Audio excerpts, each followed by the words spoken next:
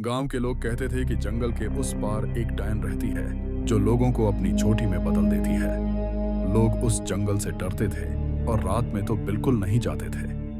एक दिन एक युवक ने उस जंगल में जाने का फैसला किया। वह जंगल में घुसा और आगे बढ़ता गया।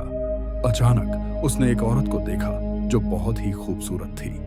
वह औरत युवक को देखकर मुस्कुराई और उसके पास आई। उस औरत ने युवक से कहा, मैं तुम्हें अपनी दुनिया में ले जाऊंगी जहां तुम कभी बूढ़े नहीं होगे। युवक उसकी बातों में आ गया और उसके साथ चला गया। लेकिन जब युवक उस औरत के साथ चला गया तो उसने एक अजीब सी चीज देखी। उस औरत के पैर जमीन पर नहीं पड़ रहे थे, जैसे कि वह तैर रही हो। युवक को शक हुआ और उसने उस औरत से पूछा, तुम कौन हो? उस औरत ने कहा, मैं तुम्हारी डायन हूं। और युवक के सामने उसका चेहरा बदल गया। उसकी आंखें लाल हो गईं और उसके दांत नुकीले हो गए। युवक भागने लगा, लेकिन उस औरत ने उसे पकड़ लिया। वह युवक को एक पुराने मंदिर में ले गई जहां एक बड़ा सा पत्थर था। उस औरत ने युवक को पत्थर के सामने खड़ा किया और कहा, अब तुम मेरी दुनिया में हो। लेकिन तभी एक अनजान व्यक्ति ने मंदिर में प्रवेश किया और उस औरत को रोक दिया। वह व्यक्ति एक साधु था जो उस डायन को मारने के लिए आया था।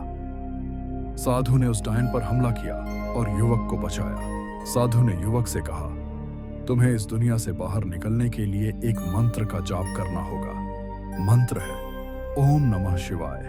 अगर तुम इस मंत्र का जाप करोगे तो तुम्हें बाहर निकलने का रास्ता मिल जाएगा। युवक ने साधु की बात मानी और मंत्र का जाप करना शुरू कर दिया। जैसे ही उसने मंत्र का जाप किया, मंदिर के दरवाजे खुल गए और युवक को बाहर निकलने का रास्ता मिल गया।